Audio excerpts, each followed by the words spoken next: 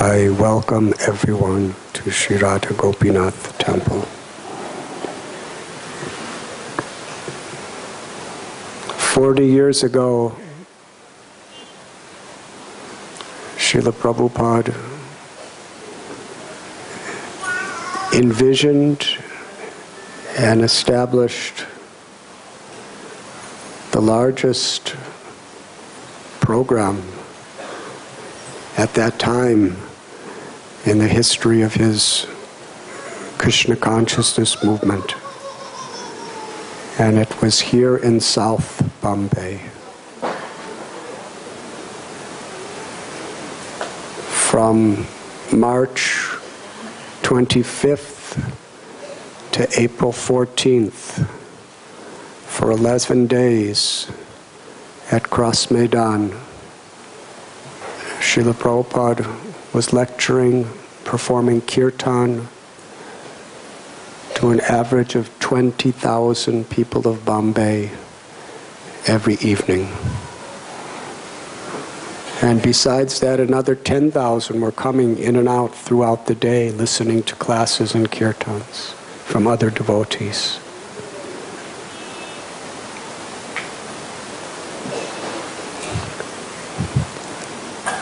The conception astounded the handful of devotees that were here. Srila Prabhupada, of course we know, he was here in Bombay begging Sumati Murarji to give him a free passage on the MV Jaladuta cargo ship.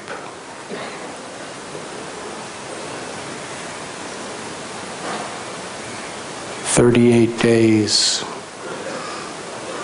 on the sea. It wasn't for tourists or sightseers. The ship was exclusively made for hauling cargo. It was the only chance Prabhupada had, at the age of 69, to fulfill the order that his Gurudev gave him in 1922, when he was hardly 25 years old. Srila Prabhupada writes in his diary, when he was here in Mumbai, he was giving lectures to small groups of people. Describes how he went to the Muffat Lal house a couple times, different places. Sometimes Prem Kutir, which is not far from here. But his real purpose of coming from the Radha Damodar temple in Vrindavan to Mumbai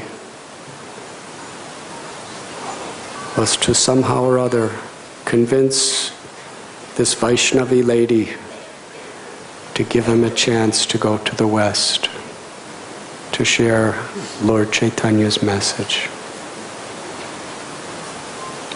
And he had nothing. He sat at her steps as a beggar because she refused to give him the ticket. Only because she loved the Swami so much. She refused out of love. Because she said, "You are very old, and America is very cold, and no one will listen to you there. And the voyage there and back is very difficult." She said, "You will die. If I give you this ticket, you will die. I can't do it." She was extremely charitable. But because she loved Prabhupada, she was so afraid for his health. But Srila Prabhupada sat on her steps outside her office and told her secretary, "I will not move until I get a ticket." So she gave the ticket. He arrived in New York City after heart attack, seasickness, with 40 rupees, equivalent to $8. Today I think it's about $1.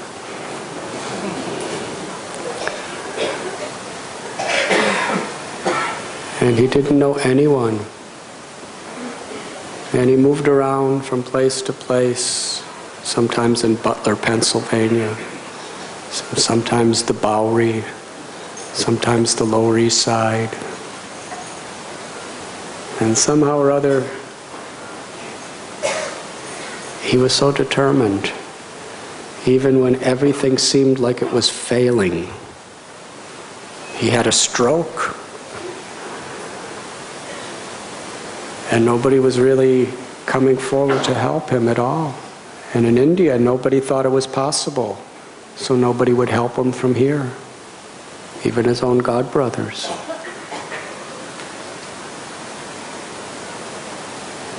It was, by material calculation, an impossible thing he was doing. But Srila Prabhupada saw every positive opportunity as something so special. If even one person gave some attention, he considered that such a sign of infinite hope.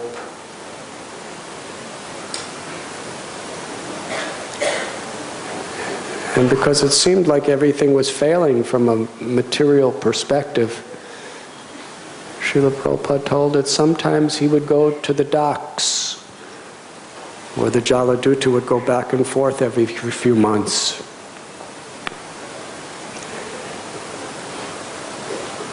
But he never got on it. Such determination. And little by little, a few people just became interested. Some of them more because they felt sorry for him than they really believed in his philosophy. And in desperation, when he had no place to stay, some people came forward and rented a little storefront on the Lower East Side. And Srila Prabhupada, he called it the International Society for Krishna Consciousness. Nobody understood how it's international. There's only a few people coming in a little storefront in a very run-down area of Manhattan. Prabhupada had a vision. And then the opportunity came to go to San Francisco and to Montreal. And then he came back to India. And by that time he had devotees. There were devotees in Europe, devotees in London, Germany, many cities of America. At the end of 1970, he came back with a handful of his very devoted followers.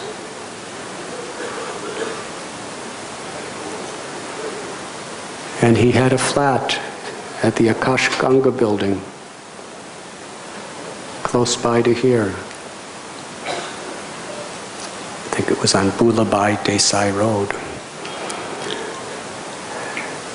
And Srila Prabhupada one day told the devotees,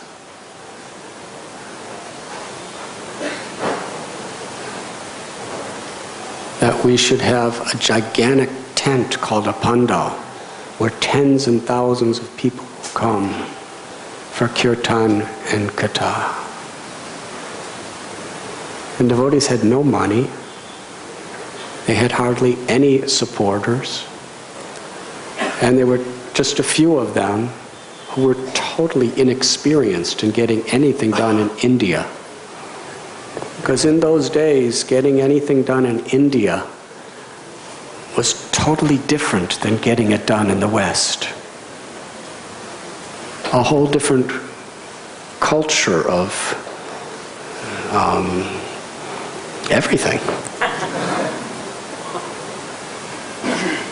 In those days, it's not like the West where there's a price tag on everything. You have to battle for the cost of something. That means you have to really know what it is, what it's worth. So Srila Prabhupada said there should be grand propaganda, not propaganda, but advertisement. We should be cooking for tens and thousands every day. And he put Shamsundar Prabhu in charge of the advertisements for it. Put Tamal Krishna Goswami in charge of erecting the pandal. Giriraj Swami Maharaj, who was a brahmachari then, in charge of fundraising. And Madhudvista in charge of the stage program. Madhudvista Prabhu. And because of Srila Prabhupada's enthusiasm, everyone became enthusiastic.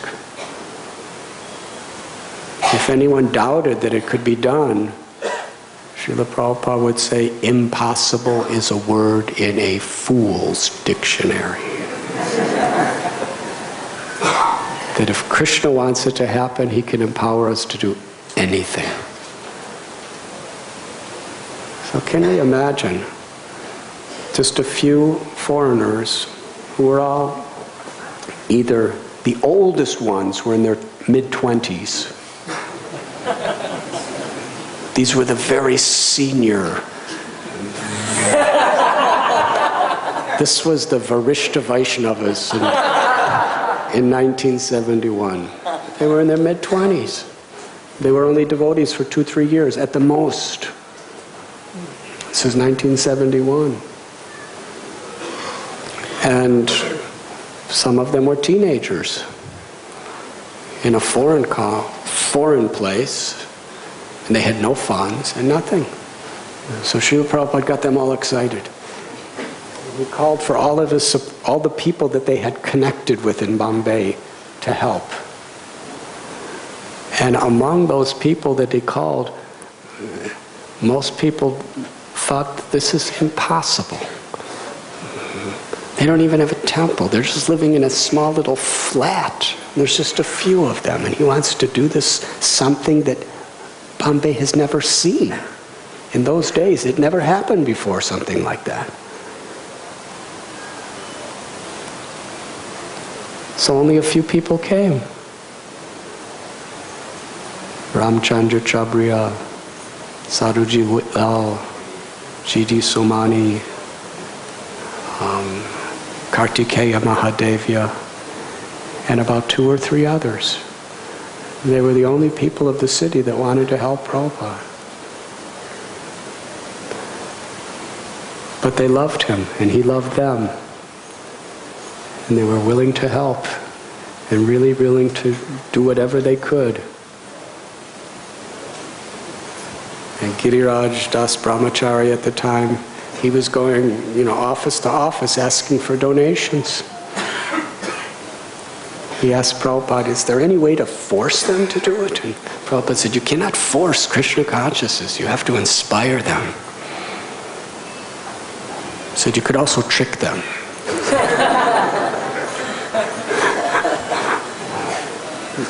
To offer from their heart.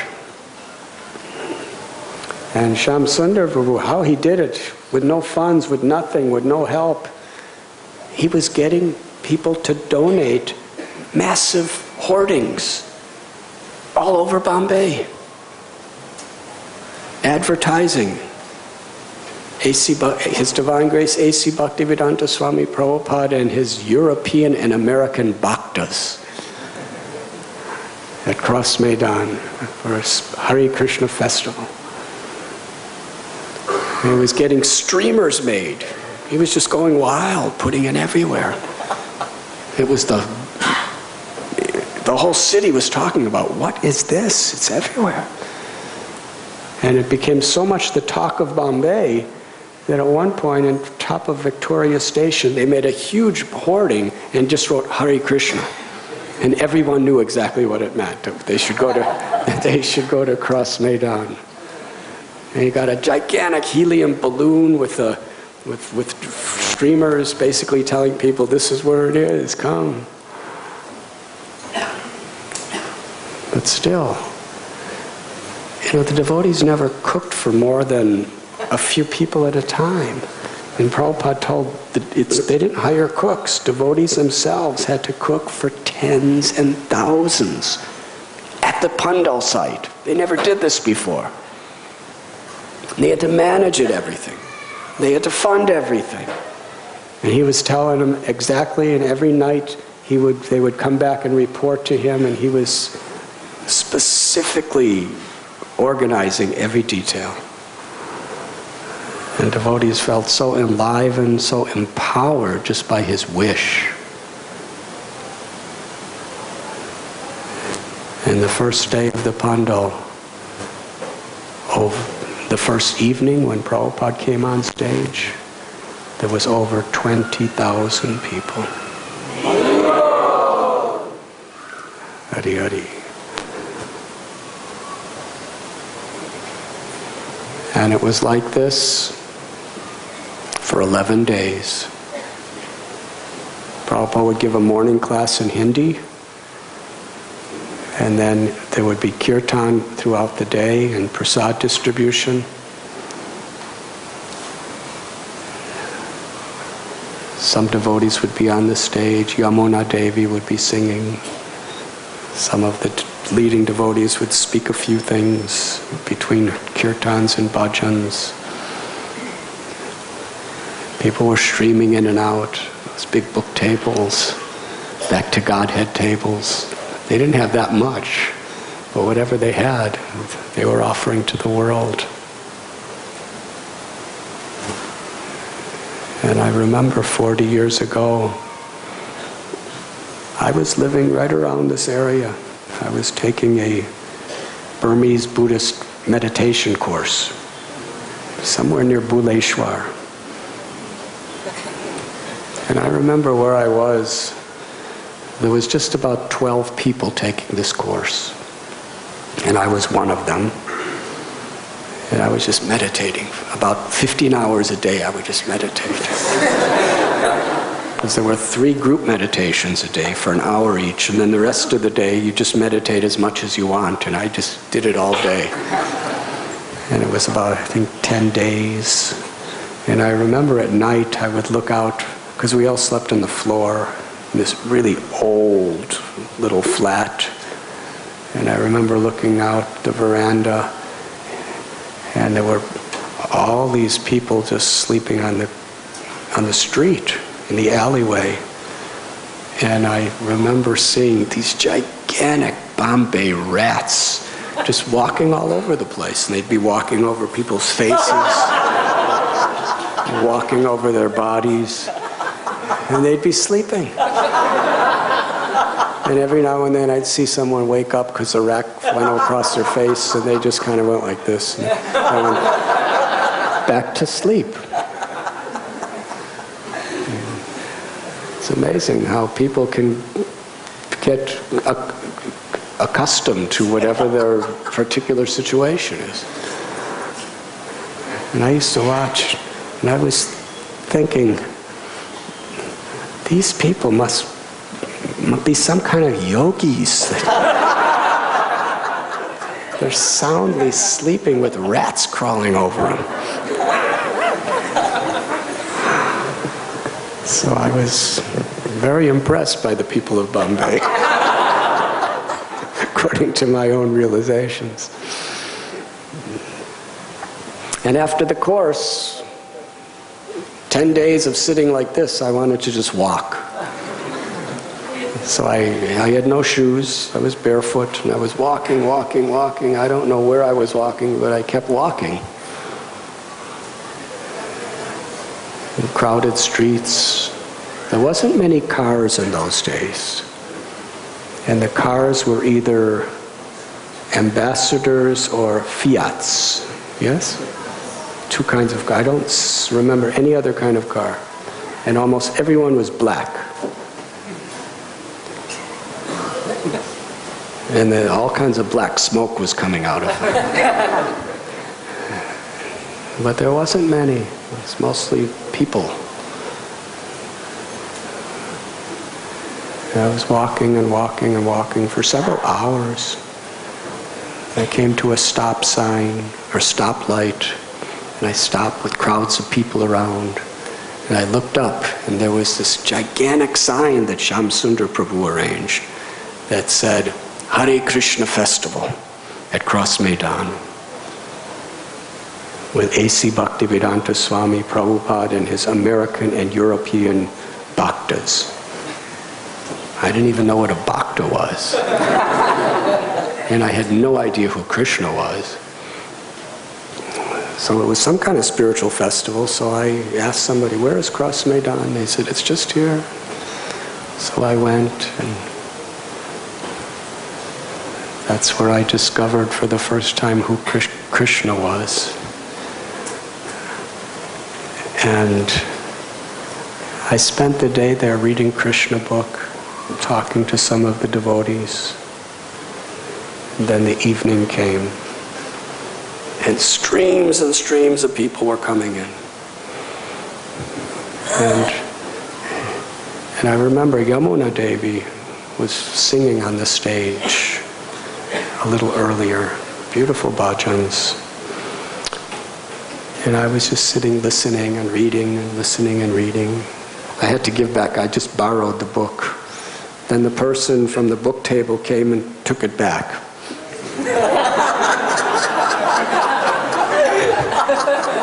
Because I had no money to pay for it. And they were not into giving free books. And it was a big book. He said, I have to take this book back. But he said, you've been reading for so many hours, would you like to do some service?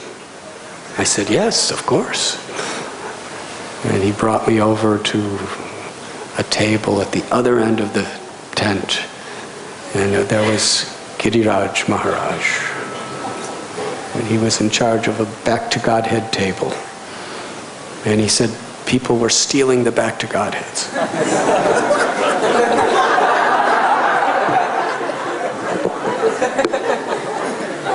So he gave me this some sort of a little knife and told me to poke a hole in the corner of the Back to Godhead and then tie a string through it and then tie it to the table. So that was my seva. And I'm just, poking holes and tying and tying. Some of the people were untying it and still taking it. But it wasn't my service to stop them. It's only my service to tie.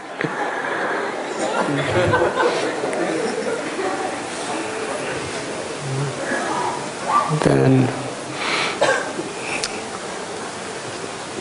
more and more people were coming until there was at least 20,000 people, massive crowd. And then Giriraj Maharaj said, our Guru Maharaj is speaking. Why don't you go and listen? So I went all the way to the back of this massive crowd. The end of the tent was open into a field, and I was way back there.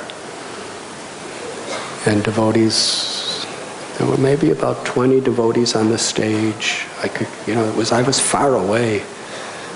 But I remember my godbrother, Madhudvisa Maharaj, he was playing mridanga and devotees were dancing. And I was used to this Himalayan yogis. I was trained up by them. And they never danced.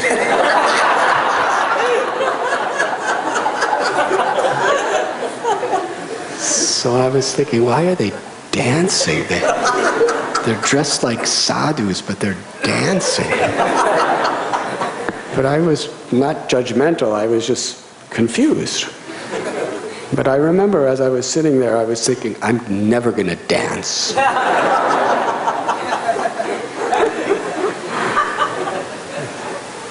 And then Srila Prabhupada came on the stage, and he offered his pranams to everyone.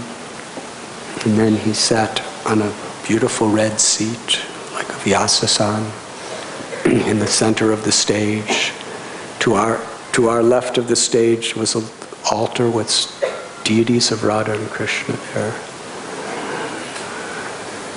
I remember my godbrother Nanda Kumar Prabhu was pujari doing seva, puja. And devotees were dancing, and ladies were dancing, and men were dancing, and they were all white people. So this was really a culture shock, even for a white person like me.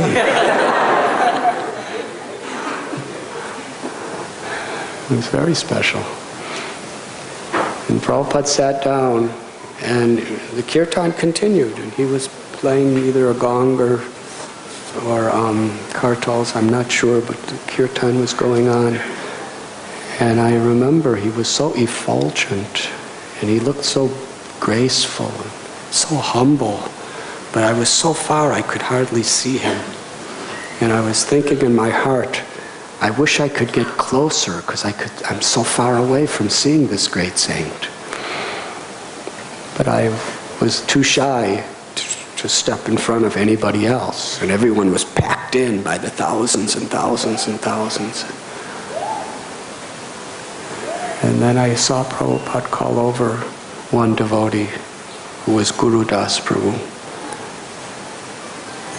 and he pointed out and spoke something to him. And then Guru Das Prabhu was going like this, looking out in the crowd, going like this, asking someone to come, but nobody came. And he came down off the high stage, started walking through the crowds, and ultimately came to the very back and walked up to me and said, Prabhupada wants you to sit on the stage with him.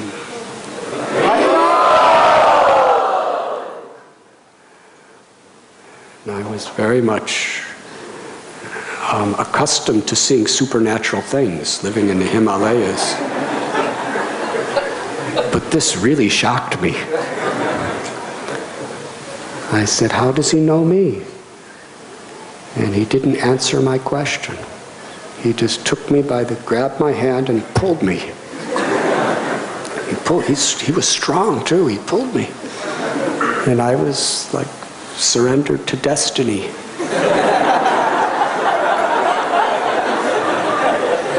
Wherever he pulled me, I just walked behind him. And he was going through all these crowds, and he was getting people to move. I would never do that, but I was getting pulled, so I felt very much entitled since I was getting pulled. And he pulled me through all these crowds. It was at least 20,000 people. Then he brought me right up to the stage. And he brought me right up to Prabhupada's Vyasa-san. Because there was loud sound system and loud kirtan, there was no possibility of speaking. So Prabhupada just greeted me and smiled and went like this, meaning, please, you may sit here. So I sat right about this far away.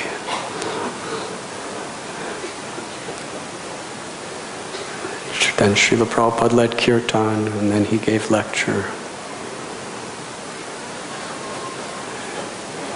And it was just absolutely beautiful.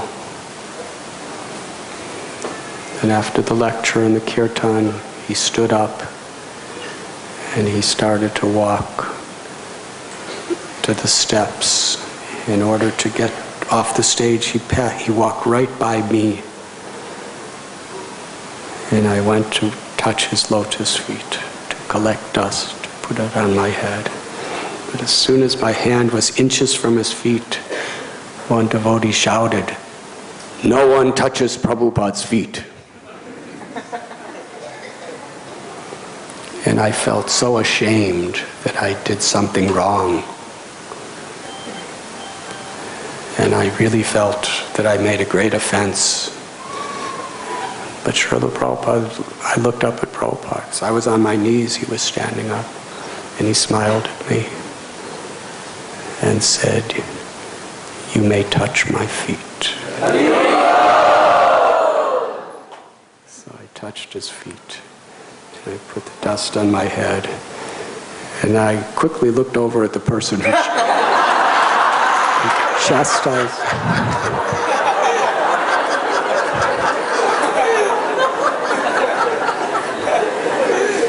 I looked at the person who chastised me really quickly, just to see if something might happen. And he just shook his head and kind of looked at another direction.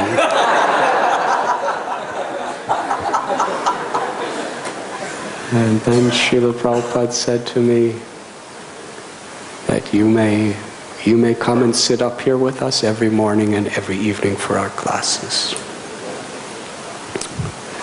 Which I believe I did every morning and every evening. Morning was Hindi. There was nobody translating for me because nobody knew Hindi of the foreigners.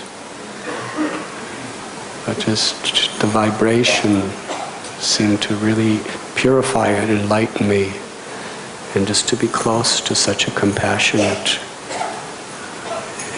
and great Mahatma was such a treasure in my life.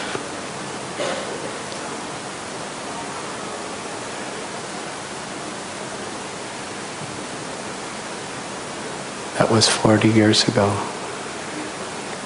Today, and for the next few days. It was glorious how Srila Prabhupada, there was nothing that could stop him because he had such total faith in Krishna. And he was completely fearless because of that faith. He could go to the West with nothing and establish a whole movement. He could come back to India with nothing and have a program that even the wealthiest people of Bombay couldn't put together. With just a few inexperienced helpers.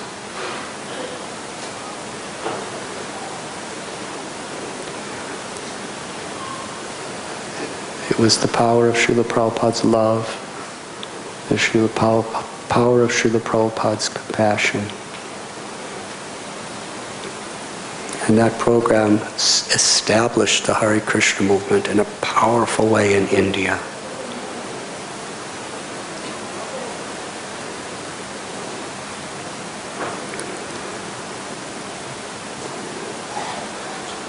So on this occasion, personally, it was the time when Srila Prabhupada planted the seed of his compassion in my heart. And it is perhaps the most meaningful event of my whole life. And I thank Srila Prabhupada. If he didn't put on that incredible festival, I would have just walked back to the Buddhist ashram that day. And, watch the rats.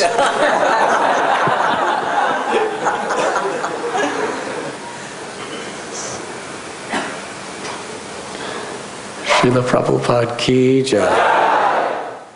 And it was this fearless mood of ultimate faith in the love of Radha Gopinath that Srila Prabhupada reached millions and millions of hearts.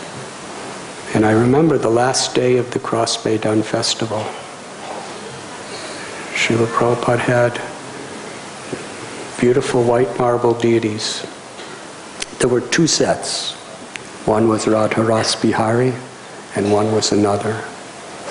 They were donated by the Birla family. And Srila Prabhupada had a procession from Cross Maidan with the deities to Chopati Beach. And they had a pandal set up here at Chopati. And that was the grand finale, the culmination of that, the largest festival in the history of ISKCON to that day. The grand finale was procession to Chopati. where Srila Prabhupada had the deities on a beautiful palanquin. And here, just steps away from Radha Gopinath temple, Srila Prabhupada addressed tens and thousands of people who were sitting in the sand, hearing his kirtan, hearing his lecture. Now 40 years later, we're all together here in a beautiful temple with beautiful deities, remembering. Thank you very much. Srila Prabhupada ki. And yesterday we had a wonderful Ratha Yatra at Shivaji Park. I was told there was over a lakh of people that came. And Radhikapati Prabhu and Mahaprakash Prabhu and their whole team of devotees, I don't have a list of the names, against so many odds and obstacles, they put that together. Up until the day before, they didn't have final permission to have it. They really struggled, and even though there were so many restraints, it was a fantastic festival. I was actually planning to tell the story of Cross Maidan last night, but then I was told that first I was told I had till 10 o'clock. And I started at 7:30.